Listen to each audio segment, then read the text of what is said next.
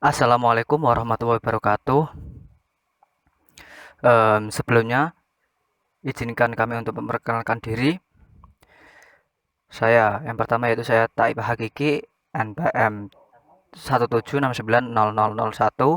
Anggota yang kedua, Anggir Mas Rizky Kusuma, NPM 18690024.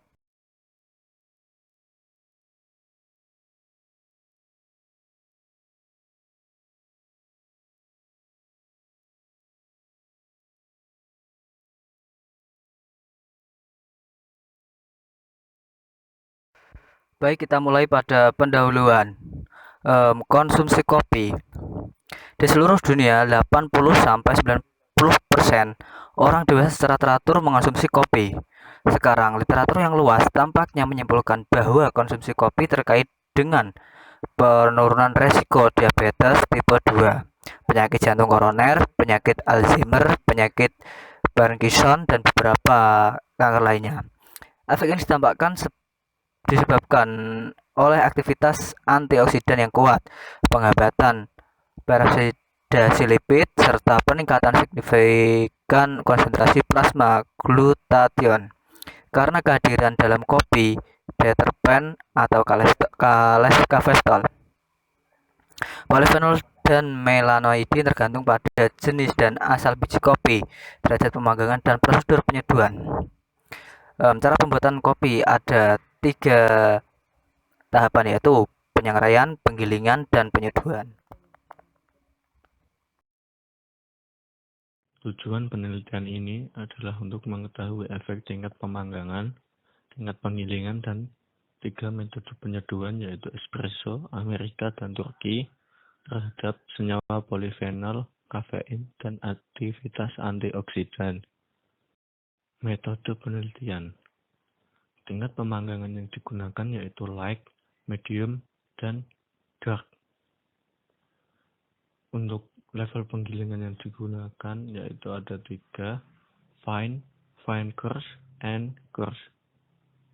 Untuk metode seduh juga ada yaitu espresso, American, dan Turki. Kandungan fisik dan kimia yang dianalisis adalah kandungan kafein, polifenol, dan aktivitas antioksidan.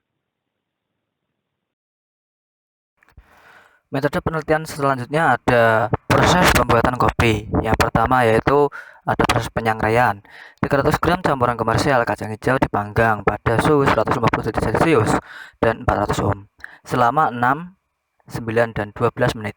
Masing-masing untuk mendapatkan biji kopi panggang, ringan, sedang, dan gelap.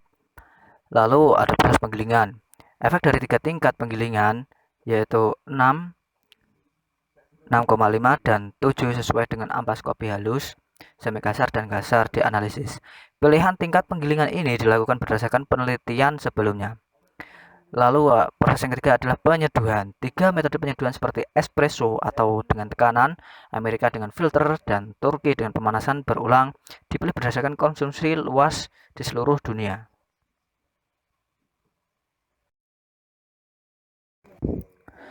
Lalu masuk pada metode penelitian selanjutnya adalah untuk menganalisis fisik dan kimia dari kopi. Frasi lipid bubuk kopi diekstraksi dalam heksana pada suhu 25 derajat Celcius selama 4 jam dengan rasio 1:6 ataupun B per V. Nilai peroksida atau PV ditentukan mengikuti metode AOCS. pH minimum diukur dengan pH meter yang sebelumnya dikalibrasi. Keasaman diukur dengan titrasi 20 ml minuman kopi pada suhu kamar dengan NaOH 0,1 N sampai pH 7,00. Total padatan diukur secara gravimetri dengan mengeringkan sekitar 3 ml minuman kopi pada suhu 105 derajat Celcius sampai berat konstan. Distribusi ukuran partikel kopi bubuk dilakukan dengan menggunakan laser granulometer unleashed 22 dengan unit dispersi kering, dan hasilnya dinyatakan sebagai distribusi ukuran partikel bimodal dan padatan distribusi.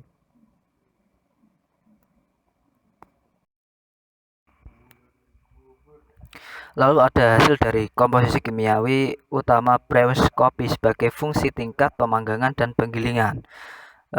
didapatkan yaitu kandungan dalam total padatan lebih dipengaruhi oleh tingkat penggilingan daripada oleh tingkat pemanggangan.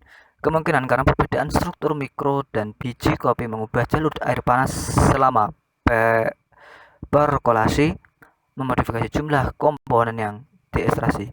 Sebaliknya, kandungan kafein terutama dipengaruhi oleh tingkat pemanggangan dan menunjukkan nilai tertinggi untuk tingkat sangrai gelap daripada terang. Tabel kedua adalah tabel nilai peroksida yang dihasilkan oleh tingkat pemanggangan yang berbeda. Pada umumnya, aktivitas antioksidan berasal dari senyawa yang diperoleh selama pemanggangan, seperti melanoidin. Meskipun yang lebih kuat adalah proses pemanggangan dan yang lebih besar adalah aktivitas antioksidan. Efek ini dihasilkan jelas juga dari nilai peroksida yang diukur pada lipid yang diekstrak dari bubuk kopi. Diketahui bahwa yang lebih tinggi untuk level sangrai medium, dengan kandungan polifenol yang lebih tinggi daripada melanoidin. Lalu ada tabel hasil dari penelitian distribusi ukuran partikel tanah kopi untuk tingkat penggilingan yang berbeda. Tabel tersebut menunjukkan bahwa distribusi ukuran partikel untuk 3 tingkat penggilingan yang berbeda. Peran utama yang dimainkan oleh tingkat penggilingan dan juga didapat dari perbandingan antara beberapa variabel yang mempengaruhi beberapa karakteristik minuman kopi. Dengan menyesuaikan perubahan volume minuman kopi sebagai fungsi waktu ekstraksi, peningkatan tertinggi koefisien determinasi diperoleh untuk penggilingan yaitu RADC sama dengan 0,96.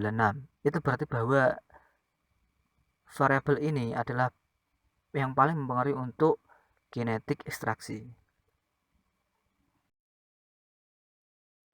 Tabel 5 adalah tabel nilai kafein yang dihasilkan oleh metode penyeduhan yang berbeda-beda.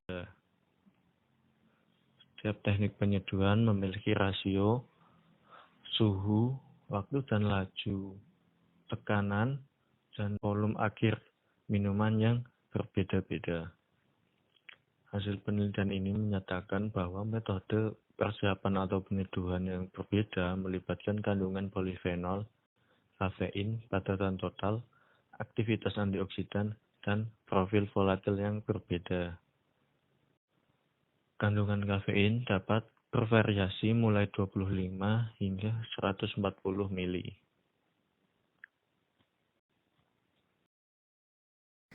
Lalu selanjutnya ada hasil dari estimasi volume dan kadar kafein kopi espresso sebagai fungsi waktu. Didapatkan yaitu dengan mempertimbangkan tingkat penggilingan 6 yang menghasilkan bubuk kopi terbaik. Minimum kopi espresso 25 ml dapat diperoleh dalam rentang waktu 21 hingga 24 detik dengan kandungan kafein dalam secangkir mulai dari 80 sampai hingga 120 mg. Variabilitas distribusi ukuran partikel kopi bubuk secara signifikan mempengaruhi tingkat perkolasi, kandungan kafein pada total padatan, pH, dan keasaman. Sebagai konsekuensi dan perubahan sifat-sifat mikrostruktur dari kopi bubuk, kue kopi seperti porositas dan jalur perkolasi. Dengan demikian, mengingat hal ini, kinerja perangkat penggiling harus sangat ditingkatkan. Lalu ada hasil dari perubahan kandungan kafein, total fenol, dan aktivitas antioksidan dari secangkir biasa espresso, kopi Turki, dan Amerika. Poin yang tertutup menunjukkan total kafein fenolik dan poin yang terbuka menunjukkan kapasitas total antioksidan. Hasilnya menunjukkan bahwa kopi Amerika mengandung jumlah kafein terbesar, diikuti oleh kopi Turki dan espresso. Urutan yang sama dapat diamati untuk konten fenolik dan aktivitas antioksidan. Namun, jika kandungan kafein dipertimbangkan per mili minuman, konsentrasi terbesar telah ditemukan pada kopi espresso, diikuti oleh kopi Turki dan Amerika. Dengan demikian, volume menentukan beberapa banyak kafein atau komponen sehat lainnya yang kita konsumsi dengan secangkir kopi. Kesimpulan dari penelitian ini adalah kualitas cangkir kopi tergantung pada sejumlah besar variabel yang dapat disesuaikan hanya jika teknisi memiliki keterampilan teknologi yang mendalam. Meskipun sampel kopi espresso telah menunjukkan konsentrasi tertinggi dalam kafein, polifenol dan aktivitas antioksidan, secangkir kopi Amerika memungkinkan untuk mengasumsikan jumlah maksimum senyawa ini. Hal ini karena di antara variabel yang paling penting adalah volume total, yaitu faktor yang mengendalikan keseluruhan kandungan dalam senyawa kimia.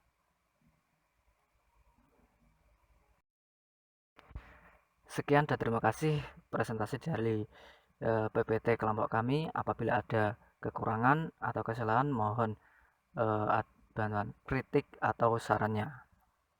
Terima kasih. Wassalamualaikum warahmatullahi wabarakatuh.